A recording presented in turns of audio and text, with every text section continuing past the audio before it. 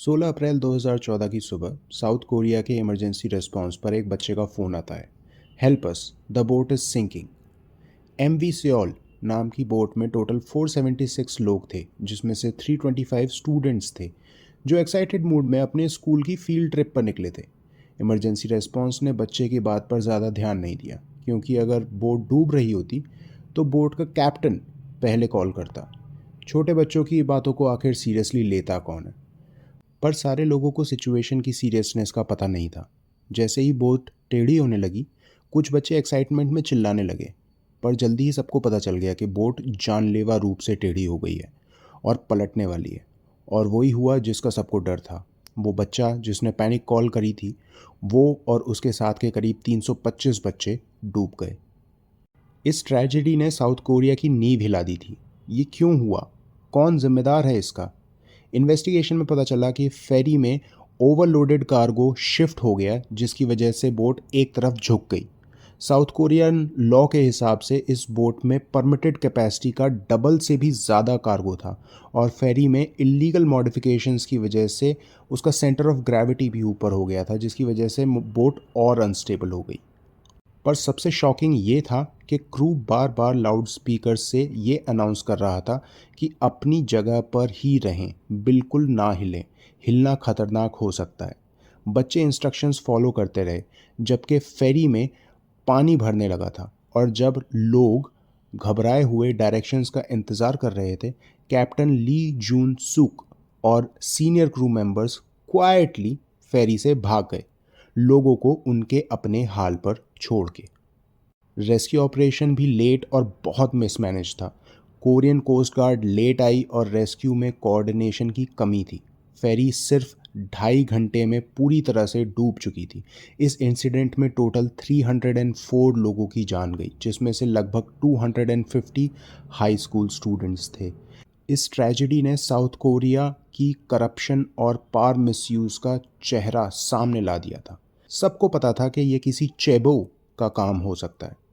South Korea में चेबोस का मतलब है powerful family owned business groups, जैसे Samsung, Hyundai, LG, SK group और कोरियन एयर, जिनका इकोनॉमी और पॉलिटिक्स पर बहुत ज़्यादा कंट्रोल है। ये लोग साउथ कोरिया की जीडीपी में 50% से भी ज़्यादा कंट्रीब्यूट करते हैं। इनकी कंपनीज का कॉर्पोरेट और ओनरशिप स्ट्रक्चर इतना कॉम्प्लिकेटेड है कि बड़े से बड़े क्राइम करके भी ये लोग बेशर्मों की तरह बच निकलते हैं। और मज़े की बात यह है कि गिने चुने जो पकड़े भी जाते हैं उनको सज़ा होती है, पर एंड मौके पर साउथ कोरियन गवर्नमेंट उनको माफ़ कर देती है। इस वीडियो में मैं कुछ नोटोरियस चैबोस की बात करूंगा, और फाइनली हम देखेंगे कि इंडिया में फैमिली ओन्ड बिजनेसेस का क्या साउथ अफ्रीकन चैबोस से भी ज़्यादा कंट्रोल है। जब साउथ कोरियन चैबोस की बात आती है तो सबसे आगे नाम आता है सैमसंग का। 2024 में सैमसंग का साउथ कोरिया की जीडीपी में कंट्रीब्यूशन करीब 23% था।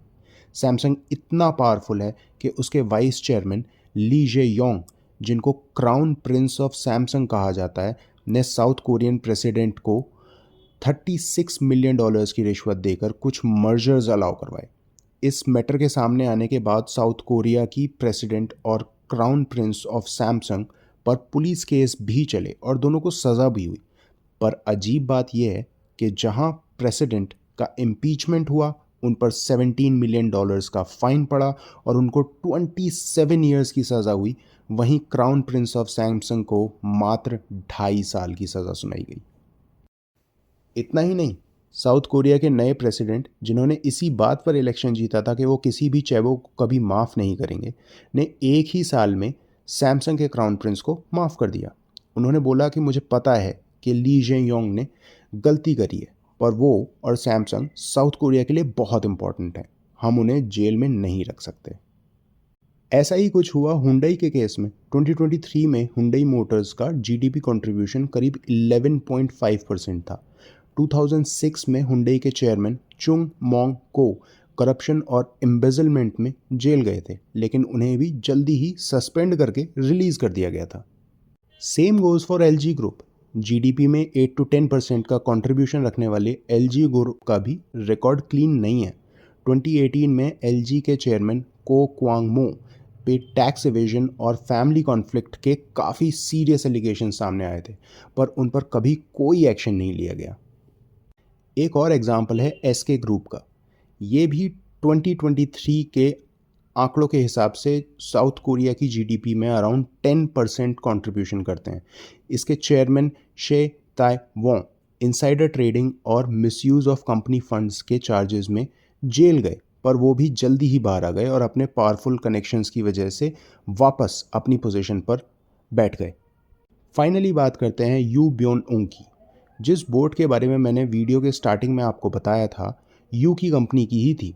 नेशन वाइड आउटरीच के बाद भी साउथ कोरियन गवर्नमेंट को 3 महीने लग गए जस्ट टू फाइंड हिम, और मिला भी क्या? यू की डेड बॉडी। कोरियन गवर्नमेंट को पता था कि यू की डेथ के बाद इस बवाल को एक नई आग मिलने वाली है, इसीलिए शायद गवर्नमेंट ने आज तक कभी ये नहीं बताया कि यू की मौत कैसे हुई। कयास लगाए जाते हैं कि किसी ने या तो उनको जहर दे दिया, या फिर कुछ लोग बोलते हैं कि यू ने इतनी सारी डेथ्स के बोझ में आकर सुसाइड कर लिया। पर जो भी हो, साउथ कोरियन गवर्नमेंट ने इसको पोएटिक जस्टिस मानकर बवाल को ठंडे बस्ते में डाल दिया। बट स्टिल क्रू के अलावा और किसी को जेल नहीं हुई। चेबोस इस केस से भी बच निकले। अब बात करते हैं इंडिया की, जहां साउथ कोरिया में चेबोस जीडीपी में 50% से भी ज़्यादा कंट्रीब्यूट करते हैं, वहीं इंडिया के चेबोस यानी कि Ambanis and Adanis etcetera 20% he contribute करते हैं। तो एक जीडीपी के एंगल से देखा जाए तो इंडियन चेबोस कंपैरेटिवली वीक नज़र आते हैं। लेकिन इंडिया और साउथ कोरिया में एक बड़ा फ़र्क है। साउथ कोरिया की जुडिशरी स्ट्रांग है और बड़े कॉर्पोरेट स्कैंडल्स पब्लिक में आते हैं, गिल्टी वर्डिक्ट्स भी अनाउंस होते हैं, लेकिन उनकी पॉलिटिकल सिस्टम में इतनी हिम्मत ही नहीं है कि वो पनिशमेंट इन्फोर्स कर सकें। इंडिया में तो कहानी और भी कॉम्प्लिकेटेड है।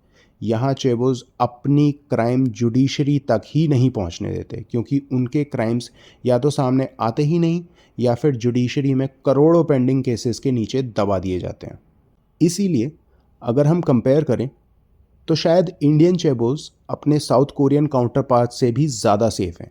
बताइए तो ज़रा, सुब्रतो राय सहारा के अलावा कौन सा बड़ा बिजनेसमैन जेल गया? क्या हुआ अदानी जी के स्टॉक मैनिपुलेशन फ्रॉड का? जिस कंपनी ने इस फ्रॉड को उजागर किया था, हिंडनबर्ग, वही बंद हो गई। और अंबानी जी ने कृष्णा गोदावरी बेसिन से निकलने वाली गैस की प्राइसिंग का घोटाला किया था, जो गवर्नमेंट के ऑडिट में सामने आया था। रिजल्ट, नो क्रिमिनल कन्विक्शन, सिर्फ एक फाइन लगाया 4,000 करोड़ का, जो रिलायंस ने कभी पे ही नहीं किया। कर दो, क्या करोगे?